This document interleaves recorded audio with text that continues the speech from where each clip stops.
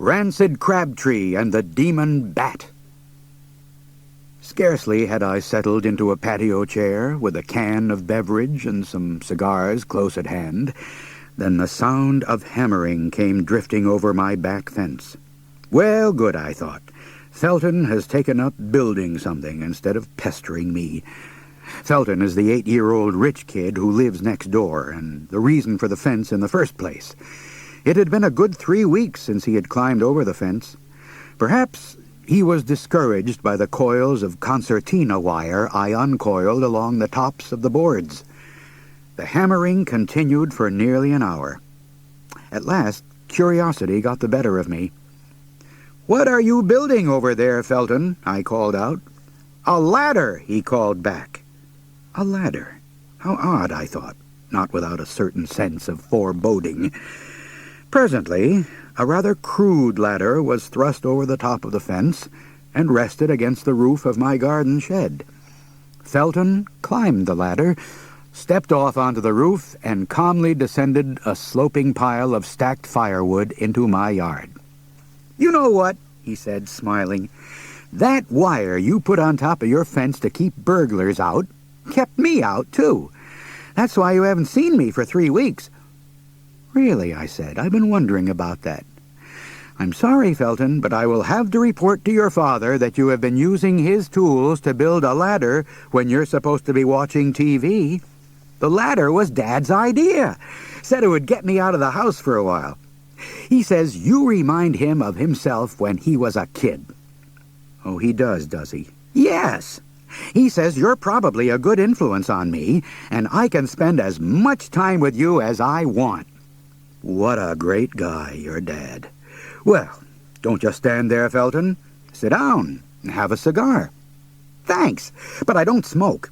You know, building that ladder was a lot of fun. You ever build a ladder?" "I can't say that I have.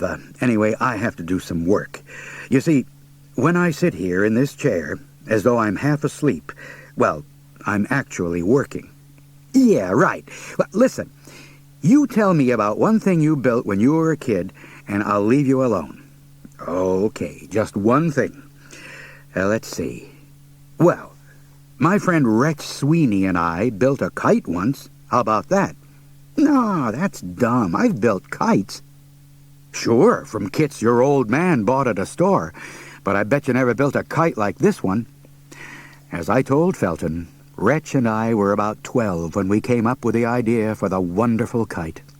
We'd already built a kite designed to drop bombs on the treehouse of Ronnie Crankshaft, but due to technical difficulties, we could never get the bombs to drop at the right time, namely when Crankshaft had his head stuck out the window. The bombs had been produced by chickens, who had long since died of old age. A direct hit on Crankshaft would have compelled him to live permanently in the treehouse, with his parents poking his food up to him on the end of long poles. Even a near miss would have kept him in the treehouse for a couple of weeks, long enough for him to contemplate the folly of committing war crimes against us. "Too bad we don't have a little person to pilot the kite," I said to Retch. "Then he could release the bombs at just the right moment. What we need is a tiny pilot." "How about Pee-wee Thompson?" Retch said. Pee-wee's scared of heights," I said.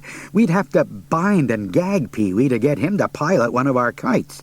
"So, what's the problem?" Retch said. "He'd be bound and gagged, that's the problem," I said. "How could he pilot the kite? Besides, we'd have to build a huge kite to lift even Pee-wee." We drifted into a thoughtful silence. "You know what?" Retch said. "Yeah," I said. "If we built a big enough kite, it could lift one of us. We could drop the bombs on Crankshaft ourselves. Unfortunately, we don't have the kinds of materials we need to build a kite that big." "Hey, maybe we do. My old man bought some long bamboo poles years ago to make some fly rods out of. He was going to split the bamboo and glue it all back together. Pretty weird, huh? He ain't never going to build those rods anyway. So we might as well use the poles. They're light and strong and plenty long enough.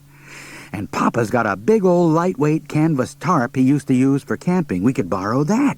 It's all black from smoke, but it'd work fine for a kite. Papa never camps anymore anyway.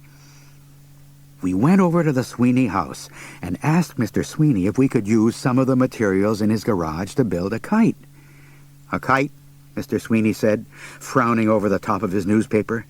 "I thought you clowns just built a kite." "We did," Retch said.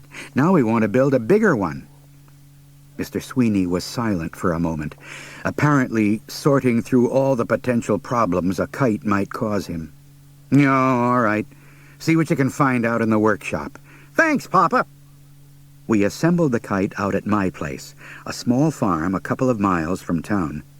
It was remarkably easy to build, because cutting the canvas to kite shape might bring on one of Mr. Sweeney's attack of nerves, the symptoms of which consisted mostly of a red face and loud yelling of bad words. We decided it would be best simply to fold the tarp into kite shape. The tail was a bit of a problem, but we eventually solved it by tying old gunny sacks to a rope. We hung a swing under the crossbeam of the kite for the pilot to ride on. As an afterthought, we added a safety belt. Actually, a dress belt acquired from Mr. Sweeney's closet. But since Mr. Sweeney hardly ever dressed up, he certainly wouldn't miss it for a couple of days. Boxes were taped to the swing ropes to carry bombs. By the end of one day of construction, the kite was completed. It was massive. Now all we needed was enough rope to use for a kite string. The next day, I collected my mother's clothesline, and Retch collected his mother's. "What's a clothesline?" Felton interrupted, right in the middle of my narrative. "It's an elongated clothes dryer that doesn't require electricity," I explained. "Very modern. Now, do you want to hear the story or ask a bunch of stupid questions?" "Anyway," I continued, "we decided we didn't have enough clothesline to fly the kite at sufficiently high altitudes, or to be more specific, out of range of crankshaft slingshot. So we stopped by daffy old Mrs. Swisher's and asked if we could borrow her clothesline. "What for?" she asked, guessing that hanging out wash wasn't one of our normal activities. "For an aeronautical experiment," I explained. "Well, all right," she said, "but you bring it back when you're done. And you boys, stay away from that smelly old woodsman, Rancid Crabtree. He's in cahoots with demons, you know. He might sacrifice you to the demons." "Right," I said. The rank old woodsman she spoke of happened to be a good friend of mine, and had taught me a whole bunch of good stuff. Some of it so good I was pretty sure my mother didn't want me to know it. If you could stay upwind of Rancid, he was darn good company. He told wonderful stories about when he had been an ace fighter pilot in World War I, a boxing champion, a deep-sea diver, a race car driver, a trapeze artist in the circus, and I don't remember what all.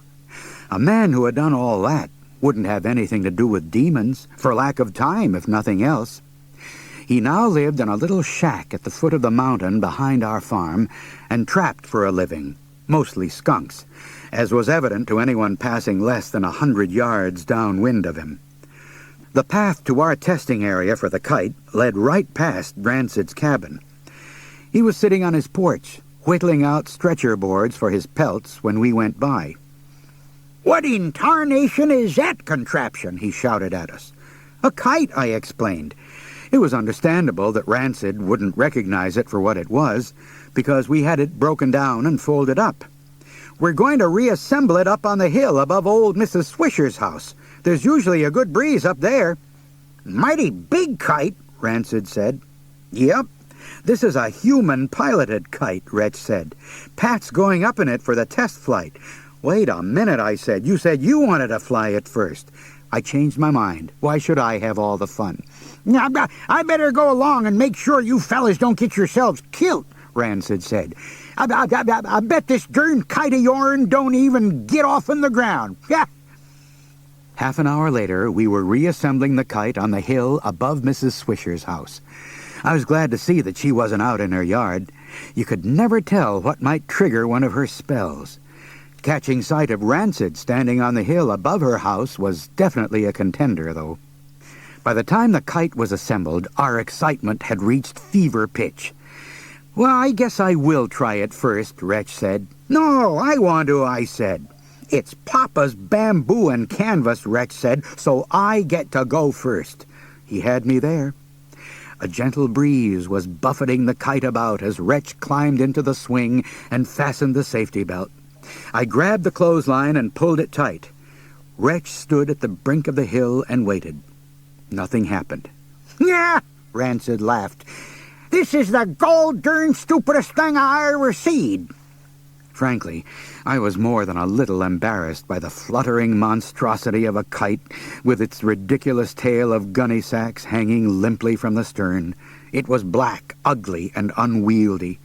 We had been fools even to think such a thing might fly. As I stood there, studying our bizarre creation, the breeze picked up.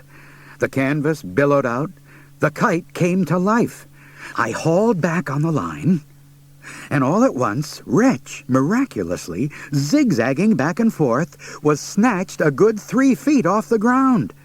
The pull of the kite dragged me, skidding toward the brink of the hill, but Rancid grabbed the line and helped restrain the pulsating craft. The test pilot watched this brief but frantic activity with a good deal of interest and even solemnity. A few seconds later, the breeze died, and Retch drifted gently back to earth. "Wow! It works!" he cried. "It works! That was great!" "Well, I'll be," Rancid said. "It do work." I took my turn in the kite swing. The wind gusted a bit stronger now, and I soared up a scary 5 feet before settling back to the hilltop. "Neato!" I yelled, remembering for the first time in 2 minutes to take a breath. "Dang if that don't look like fun," Rancid said. "Maybe I should give it a try. Bet it won't lift me." "Go ahead," I said. "Retch and I'll hold the line." "Don't mind if I do. But you boys take a couple of turns of line around that there tree. I don't want to get blowed off into a power line or something." After calmly biting off a chaw of tobacco, Rancid got in the swing and fastened the safety belt.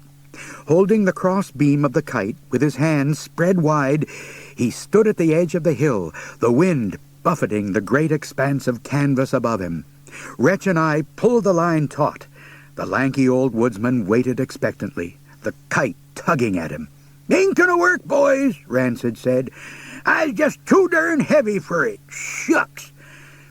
An hour later, Retch and I were headed back down the path toward home. "Man, what a storm," Retch said, struggling against the wind. "I never seen one come up so fast before." "Not this time of year," I said, dodging as somebody's chicken coop bounded by. "Sometimes in March we get winds almost this bad. Your hands still hurt?" Yeah, worst rope burns I've ever had." "Me too. That old clothesline was smoking." "Well, at least Rancid got some flight time in," I said. "It wasn't our fault he didn't enjoy it." "Let's stop by Rancid's. He's got some bag balm we can rub on our hands. I imagine he'll be cooled down enough by the time he gets back." Just as we expected, daft old Mrs. Fisher called Sheriff O'Reilly to report the incident. The sheriff knew how peculiar she was, but he liked to humor her. I think he even got a kick out of her fantastic stories. After leaving Mrs. Fisher's, he stopped by Rancid's shack to have a talk with the old woodsman. "Now, Crabtree, I've warned you about this before," the sheriff said, as Rancid poured him a cup of coffee. "I want you to stop tormenting that poor old Mrs. Fisher. I've got enough work to do without running out here all the time." "Me tormenting her," Rancid yelped. "It's that old loon what's tormenting me." "Well, I know you did something," the sheriff said. "Whatever it was, she came up with an outrageous tale just to get even. Seems these boys were involved in some way, too. Now, let's see, I've got it here in my notes. Goes something like this. I heard this terrible ruckus from up on the hill above my house. Well, I went out to see what was happening, and I almost fainted. A huge demon bat had swooped down and snatched up that horrible Rancid Crabtree, and old Crabtree was just screeching and cussing for all he was worth. Served him right, him being in cahoots with the devil and all. Anyway, they soared right out over my house, must have been a couple 100 feet high. The wind had come up something fierce, and that bat was darting this way and that. I thought it might drop Crabtree, not being able to stomach the smell of him, and come for me. So I grabbed the shotgun and started blasting away. Naturally, I realized I might hit Crabtree, but I figured him for a goner anyway. Well, I ain't much of a shot and didn't come within 10 feet of hitting the creature, but I put a good scare into it, I can tell you that. After the first shot, it started flapping those big ugly wings like crazy and flew right back to the top of that hill, fighting the wind all the way. The bad thing was, old Crabtree got loose. A few minutes later, I saw him running down the hill. Almost looked like he was chasing 2 boys, probably trying to catch them to feed to the bat. Be about like him. That's the craziest tale Mrs. Fisher's come up with yet, the sheriff said. Not a bit of truth in it, of course. By the way, Crabtree, you look a little shaky. Not coming down with something, are you? It's nothing, Sheriff. My arms are just a little knotted up from too much hard work too fast. Hard work, the sheriff said. I thought you had an aversion to work of any kind, Crabtree. Now and again I gets the urge. I leaned back in my patio chair and blew a smoke ring over little Felton's head, where it hovered for a moment like a halo. Gee, he asked, was Rancid Crabtree really in cahoots with demons? Not really, I said. Oh, sure, he claimed he knew 2 young demons, but he was always making up ridiculous stuff like that. Retch Sweeney and I spent a lot of time over at his cabin, and we never once saw a single demon or anything that even looked like one. Philosophically speaking, though, I suppose everybody has his own little demon or two. Which reminds me, Felton, isn't it about time you headed home? Okay, he said, but do you suppose tomorrow we could build a kite big enough for me to pilot? Hey, no problem, I said, but check with your father first. I wouldn't want him to think I was a bad influence.